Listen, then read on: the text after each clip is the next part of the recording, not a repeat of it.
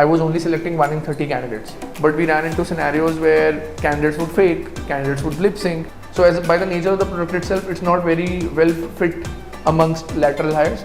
And it'll be very difficult to then capture the market because profits will shrink. Digital platforms have made it very easy to apply for jobs. So they just, apply for a lot of things and they just say, "Kisi se to call aa hi jayega." See, I think as an entrepreneur or as an early stage founder, you have to analyze few things.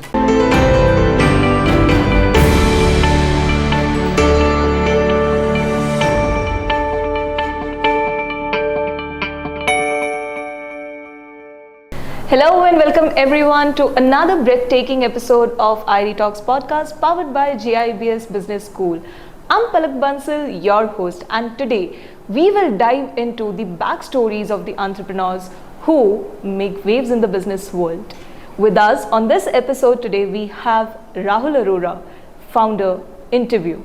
His recent fame was SharkTank India, where his pitch was not only loved by millions of Indians, but also was successful when it comes to funding and favored by the sharks. So stay tuned as we get to know the details and the secrets behind his successful pitch. Welcome Rahul, welcome to IRE Talks podcast. Thank you so much for joining us today. Thank you Palak, thank you for having me.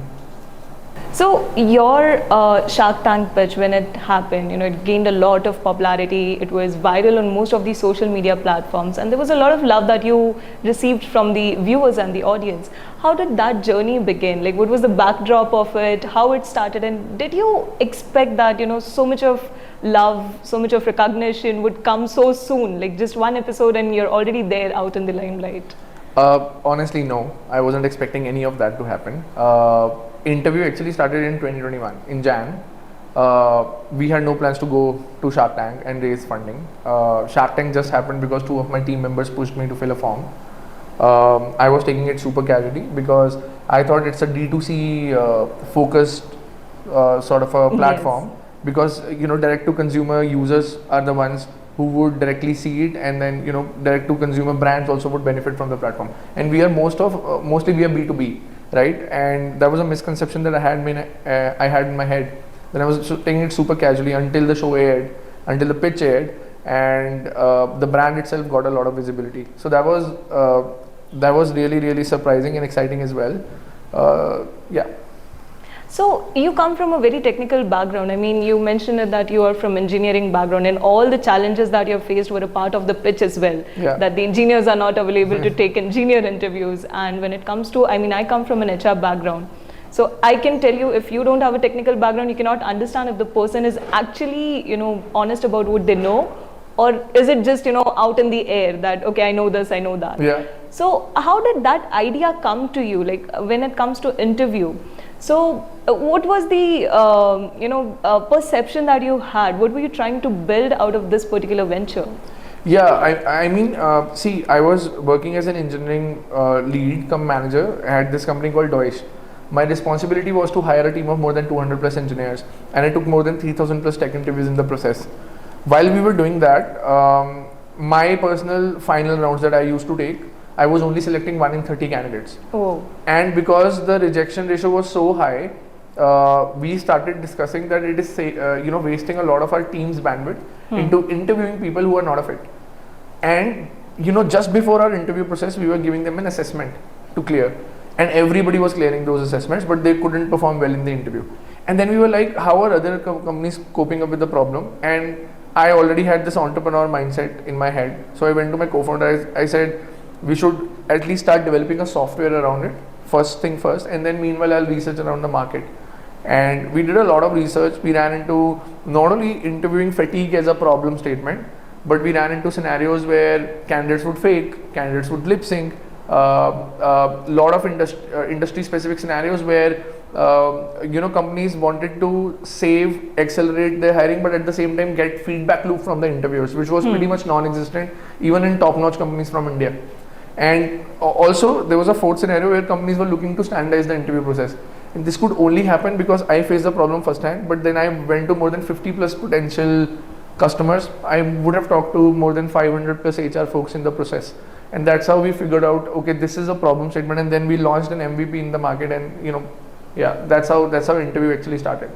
So when you say, there were already existing players in the market who were into this industry altogether.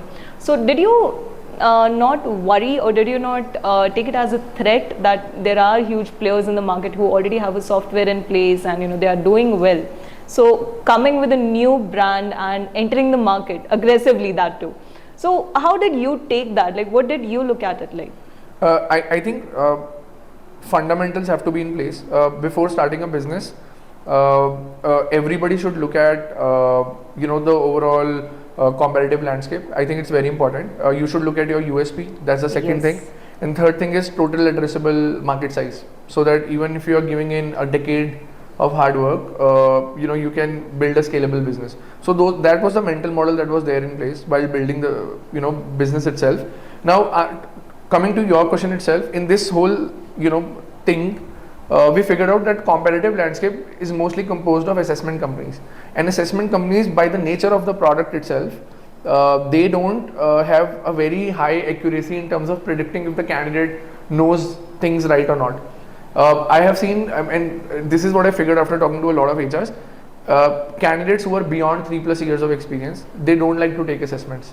They drop off considerably, and they say, I would rather talk to an interviewer directly to fast track my interview process, and the dropout is as high as 60%.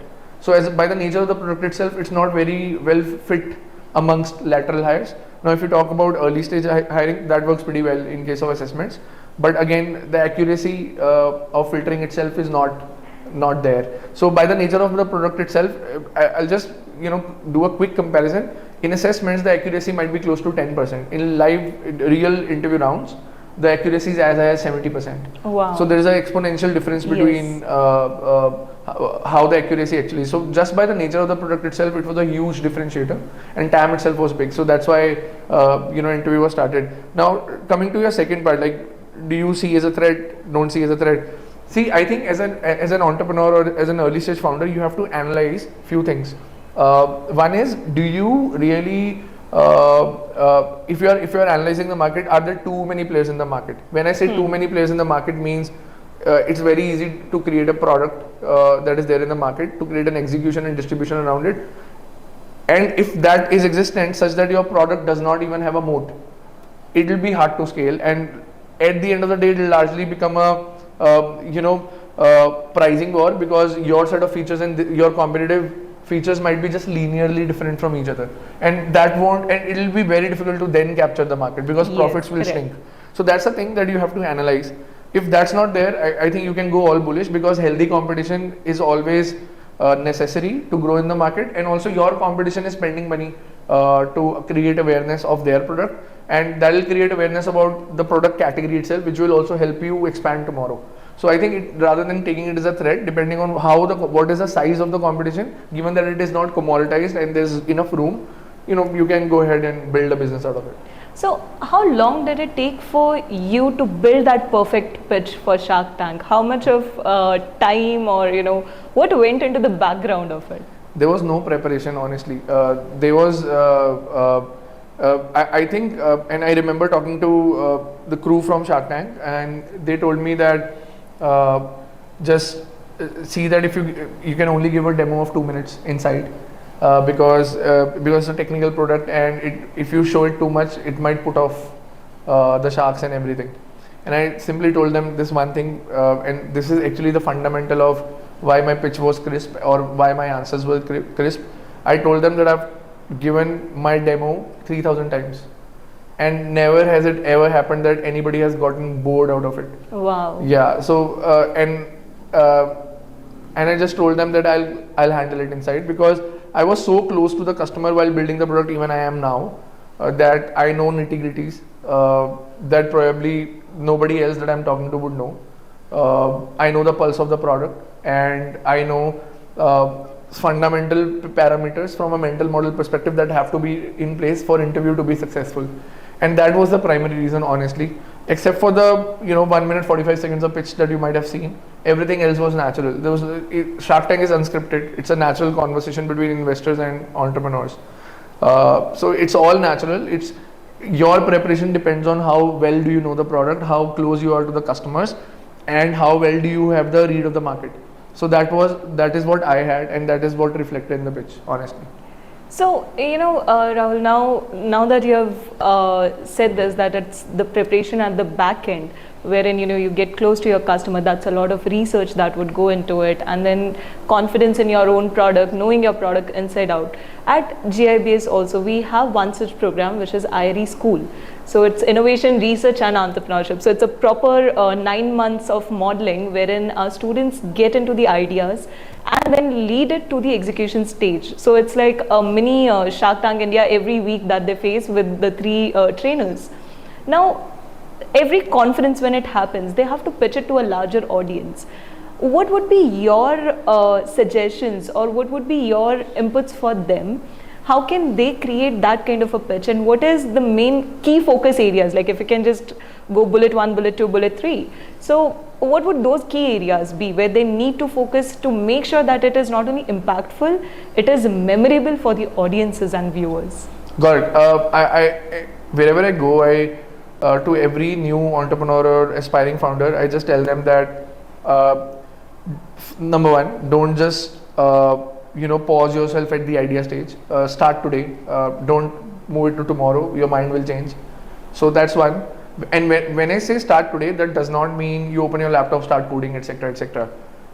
You know what sort of a product you are building. Start today means start having a mental model in place for that. I think anybody who's looking to start a business, 3 things are very important to know, which I explained earlier as well.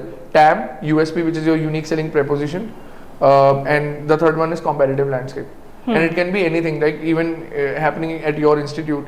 These are the fundamentals will never change. So this is one thing that they should know about. Second thing that they should do is, even at the ideation stage itself, they should, rather than building a full-blown product, understand what is the smallest possible way to test the hypothesis that they are going after. Because a lot of entrepreneurs, what I have seen is, especially in the 0 to 1 stage, 90% of the companies shut down because they don't find PMF, which is largely what you call as product market fit. They are not able to find PMF. Finding a PMF is a very hard process. You have to pivot along the journey, and you need to have enough resources to pivot itself, and then you need to have enough market intel to pivot, that what to pivot to, right? And this can only happen if you are well researched. And even if you are well researched, sometimes you are not able to build a product, so you have to fail fast. So speed is everything. So that's the second thing. Third thing is, keep your eyes and ears open. I think that's very important. When you're talking to the customer, be closer to the customer. Don't develop anything or don't build anything in a silo. It'll hit you in the foot for sure if you develop it in the silo. I have seen so many products actually getting developed in the silo, or their go-to market itself getting so delayed that they actually lost their runway. They actually lost the motivation to build more, and eventually the company was shut down. These are some of the reasons because of which startups don't make it. So the idea is to go from ideation to a base MVP. Alongside, you have to hustle, talk to the customer, and keep your eyes and ears open, and you have to read the customers between lines. It's like saying, I always tell everybody that if you directly ask your customer, hey, how's my product looking like, would you actually use it? It's like asking your mom if you look good or not. Yes. They'll always say yes. I think it's very important to read the customer between lines, and whether it's the whole research is not about getting a customer affirmation.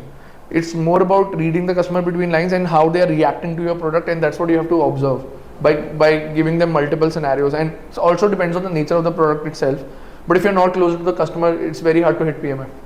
So yeah, that's the third thing that I would say. After doing all of this pitch is a byproduct. If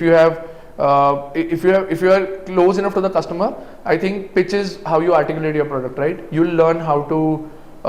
If you're day in day out interacting with the customer and failing like 500 times, you'll know that 500 first time how to articulate your product, and that's about it. So pitch is a byproduct of it. Pitch is nothing that you can prepare. I don't think pitch can be scripted. If you don't develop that conviction by talking to your customers, nothing can be scripted and faked. You have to answer as the question goes. You need to be closer to the customer. So how was your experience, facing the sharks? It's a very, even in our student community, so it's a very deadly kind of feeling that, okay, these people know so much and, they're the industry giants. And it's a dream come true for many young entrepreneurs to stand at Shark Tank India's stage and, face the sharks. And you did it, very well. So how was your experience and what was your team's reaction when they saw that episode air and all these love just comes into the company? So how was all of that? I think it was really, really great. Seeing myself on TV was surreal, honestly. Facing the sharks, getting bombarded with a lot of questions is nothing new, as I said, because the journey of 3 years, and I'm pretty young as an entrepreneur itself, right? Yes. Given my company is also early stage. But honestly, staying closer to the customer helped me answer those questions pretty well. And I think, see, as an entrepreneur and as a founder and CEO, you have few responsibilities. And I'll answer your question because these responsibilities indirectly sort of helped while I was in the tank. So these responsibilities are, somehow you have to make sure your company does not run out of money or resources, and yes. that's your primary job, right? Yes. If you don't do that well, you're not doing justice to your job. And in that process, you have to make sure you're frugal in your in how you spend money. If you're not frugal, you have to make sure if you need deep pockets, you have to make sure you talk to the investors and you raise money, right? And in my whole journey, I have talked to enough and more investors to be able to handle a panel at a single point in time, to be able to maybe handle a panel of 10 as well, to answer those questions. But I have failed in the process multiple times, and that is what enabled me to answer the sharks efficiently while even they were bombarding me with questions. So that's one. I think second part was, and I remember this, the difference between Shark Tank and pitching in front of an investor offline was you are in front of the cameras, right? And I remember this Shark Tank person telling me that Rahul, there are no cuts inside. We won't stop. It's not a shooting that's going to happen. So if you go inside and you mess up in front of the entire country. There are no we won't stop it, and whatever is getting exchanged, if you sign out in front of the entire country. So that sort of statement gave me an adrenaline rush, and I was like, interview has to be put now in the right way, and if the entire country is watching it, let them watch the best version of it. So that and I was pretty pumped up. So my prior experience and that statement itself, I think got translated into something that everybody saw. That's a lot of pressure. When you were talking about it, I had goosebumps all over me that if you mess up in front of the whole country. And I think you did an amazing job right on the stage. Now, towards the other side, coming from a developer of an ATS or, an interview application wherein it's all automated. Today's candidate, they face the biggest challenge when it comes to automation is how do they make their applications pass through that ATS or pass through that system. So, we have heard a lot of keywords. You should put these keywords or that keywords, give a brief of your jobs that you have done. So from your point of view, now that you have developed it, so you have the entire backstory with you, what would you suggest to all these candidates if they have to successfully pass through these softwares, not only just interview, but maybe anywhere, whatever the companies are using?